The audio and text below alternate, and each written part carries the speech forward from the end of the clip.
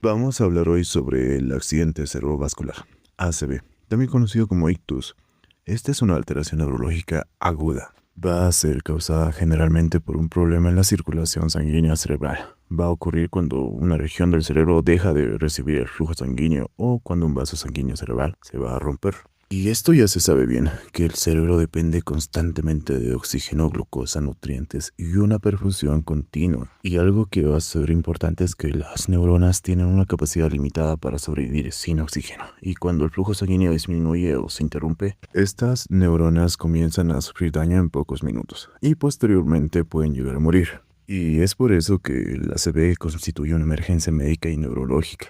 Y la característica más importante es que estos síntomas aparecen de manera súbita y repentina. Y un concepto que se sabe es que el tiempo es cerebro, lo que significa que mientras más tiempo permanezca el cerebro sin adecuada perfusión, mucho mayor será el daño neuronal y peores serán las secuelas funcionales a largo plazo. Ahora, el ACV lo podemos dividir en dos, como un ACV isquémico o un ACV hemorrágico. Respecto al ACV isquémico, empecemos por este. Es el tipo más frecuente que representa aproximadamente entre un 80 a 85% de todos los casos de ACV. Esto va a ocurrir cuando una arteria cerebral se obstruye parcial o totalmente y va a impedir el paso de riego sanguíneo hacia una región del cerebro.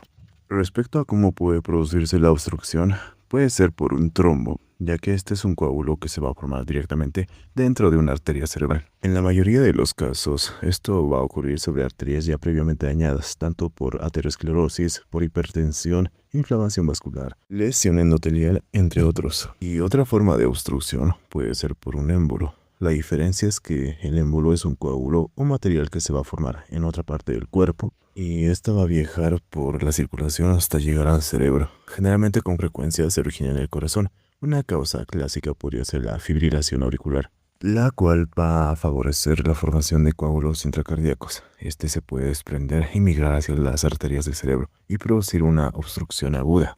Ahora hablemos sobre el ACV hemorrágico. Y este va a ocurrir cuando un vaso sanguíneo cerebral se va a romper y la sangre se va a extravasar dentro del tejido cerebral. Por lo tanto, esta sangre acumulada va a producir una compresión cerebral, una inflamación, aumento de presión intracraneal, alteraciones del flujo sanguíneo y daño neuronal adicional. Y este tipo suele tener una evolución mucho más grave. Y sus causas principales del ACV hemorrágico suelen ser la hipertensión arterial severa, aneurismas cerebrales, malformaciones arteriovenosas, trastornos de coagulación, traumatismos, uso de anticoagulantes y el consumo de drogas como la cocaína y anfetaminas. Ahora empecemos a hablar sobre su etiología y sus factores de riesgo. El ACV no ocurre de forma aislada. Por lo general, en la mayoría de pacientes suele existir un daño ya vascular progresivo previo, como por ejemplo la hipertensión arterial, que es el factor de riesgo más importante ya que su presión elevada va a producir lesión progresiva sobre paredes arteriales, produciendo generalmente con el tiempo rigidez vascular, engrosamiento arterial, daño endotelial, debilitamiento vascular y aterosclerosis. Y esto va a aumentar el riesgo de ACV isquémico como hemorrágico. Bien, el hemorrágico, la presión elevada puede favorecer a la ruptura de pequeños vasos intracraneales. Otro punto es la aterosclerosis, que consiste en la acumulación de grasa y colesterol y placas dentro de las arterias, lo que va a producir estrechamiento vascular, disminución del flujo sanguíneo, turbulencias circulatorias, entre otros, como la mayor formación de trombos.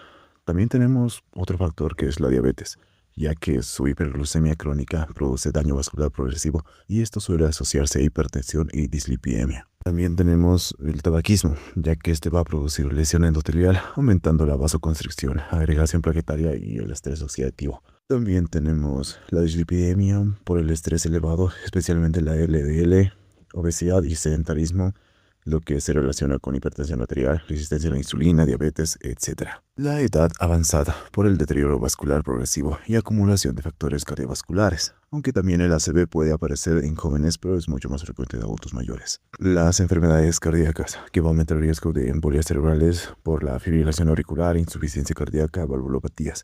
El alcohol y las drogas. Otro factor son estos, ya que el alcohol y drogas pueden producir hipertensión severa, vasoespasmo, arritmias, hemorragias cerebrales y eventos trombóticos, como por ejemplo la cocaína es una droga fuertemente asociada al ACV hemorrágico isquémico. Ahora, sobre sus manifestaciones clínicas, los síntomas dependen del área cerebral que ha sido afectado.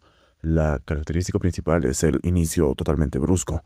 Tenemos, por ejemplo, el déficit motor, que es una de las más frecuentes, que puede presentarse como una hemiparesia, hemiplegia. Esto frecuentemente va a comprometer también lo que es la cara, brazo y pierna del mismo lado del cuerpo, con parálisis o disminución de la fuerza, porque algunas áreas motoras, como se sabe, controlan el lado contralateral del cuerpo. Vamos a observar también alteraciones sensitivas, como adormecimiento, parestesias, pérdida de sensibilidad, disminución de la percepción táctil, disminución de la sensibilidad dolorosa o térmica. Otro punto también son las alteraciones del habla y lenguaje, como la disartria, que es la dificultad para articular palabras, porque el paciente sabe lo que quiere decir, pero tiene dificultad para pronunciar correctamente. Tenemos también la afasia, que es la alteración del lenguaje causado por la lesión cortical cerebral, que podría afectar la comprensión, expresión, lectura y escritura. También alteraciones visuales como la visión borrosa, pérdida visual parcial, hemianopsias, diplopia, también alteraciones de equilibrio y coordinación, cuando especialmente hay una afectación cerebelosa